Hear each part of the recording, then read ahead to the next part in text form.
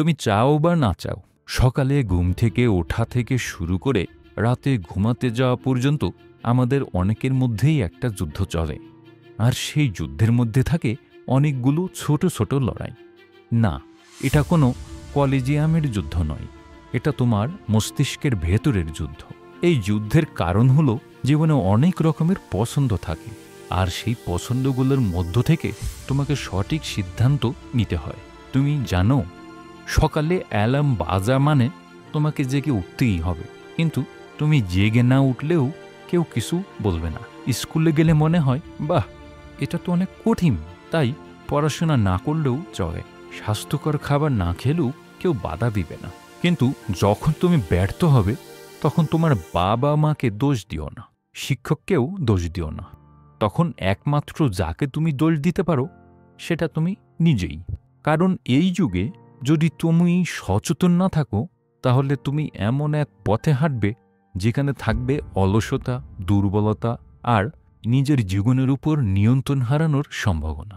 আমরা বেশিরভাগ মানুষই একটা বিশেষ অনুভূতির জন্য অপেক্ষা করি। যেমন ধরো, আজকে সকালে দারুণ লাগছে, তাই আমি উঠে 5 মাইল দৌড়ে ফেলি বা জিমে যাই। কিন্তু জেনে রেখো, সেই অনুভূতি আসবেই এমন কোনো গ্যারান্টি নেই। তাই শিখে ফেলো, যেটা করতে ইচ্ছে করে না সেটাই করো। নিজের মধ্যে একটুখানি স্যাভেজ মানসিকতা নিয়ে এসো। একটা জানোয়ার সুলভ মানসিকতা তারা কিভাবে অনুভব করছে তা নিয়ে ভাবে না, তারা শুধু কাজটা করে ফেলে। নিজেকে তোমার সেরা রূপে তৈরি করো।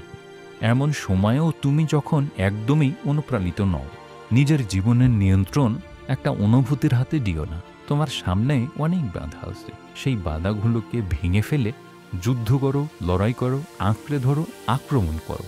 তোমাকে তোমার মনের অধিপতি হতেই হবে। মনকে নিয়ন্ত্রণ করতে শেখো। আত্মনিয়ন্ত্রণ, সেলফ ডিসিপ্লিন হচ্ছে সফল আর ব্যর্থ মানুষদের মধ্যে পার্থক্য।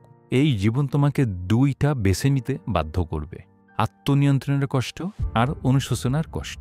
আত্মনিয়ন্ত্রণের ফল হলো পুরস্কার, আর অনুশোচনার ফল হলো অপরাধবোধ।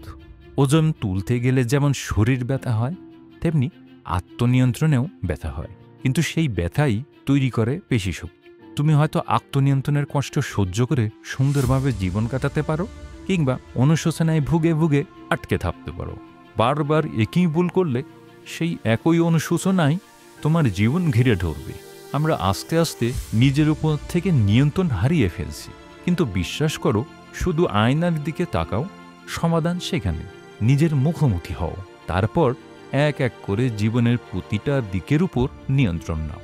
একদিনে হবে না, 100 দিনেও হবে না, একদিন একদিন করে এগিয়ে যাও। একটা জায়গায় নিয়ন্ত্রণ এলে জীবনের সব জায়গায় উন্নতি করবে। একদিন তোমার দিন হবে, তোমার সময় আসবে। প্রতিদিন সকালে জেগে ওঠো, সকালটাকে জয় করো, মিনিটটাকে জয় করো, ঘন্টাকে জয় করো, দিনটাকে জয় করো। আমরা চাই সপ্তাহ জয় করতে, মাস জয় করতে। এখন প্রশ্ন হলো, তুমি কি জয়ী হতে চাও? তুমি কি নিজের নিয়ন্ত্রণ করতে পারবে? তুমি কি ধৈর্য ধরে এগুতে পারবে?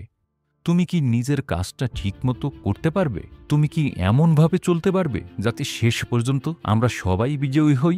আত্মনিয়ন্ত্রণ মানে হলো চোখ রাখো তোমার যে লক্ষ্য সেইখানে।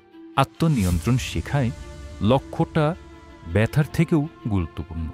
আত্মনিয়ন্ত্রণ মানে প্রতিদিন সেই কাজটা করা যেটা তোমার স্বপ্নকে বাস্তবে পরিণত করবে। আত্মনিয়ন্ত্রণ শেখায় সঠিক ব্যবহার, সঠিক মানসিকতা, সঠিক অভ্যাস। তুমি যেসব সিদ্ধান্ত নিচ্ছ সেগুলো যেন তোমার স্বপ্নের সঙ্গে সামঞ্জস্যপূর্ণ হয়। আজকের সিদ্ধান্তে আগামী দিনের ভবিষ্যৎ গড়ে। আত্মনিয়ন্ত্রণ মানে যখন তোমার ভালো লাগছে তখনও তুমি জয় করো, আর যখন ভালো লাগছে না তখনও জয় করো। জীবন কঠিন, প্রতিদিন নতুন চ্যালেঞ্জ আসবে, কিন্তু প্রতিটা চ্যালেঞ্জ একটা পরীক্ষা। আর যত বেশি পরীক্ষা তুমি পাশ করবে, তত সহজ হবে সামনের পরীক্ষাগুলো। বিভ্রান্তি আসবেই, কিন্তু আত্মনিয়ন্ত্রণ তোমাকে পথচ্যুত হতে দিবে না। তুমি যদি সেই সব খারাপ দিন, বিভ্রান্তির দিন, রাগের দিন সবকিছুকে পরিণত করতে পারো সফল দিনের মধ্যে, তাহলে তুমি হারতেই পারো না, আর সেটা হলেই তুমি অজেয়।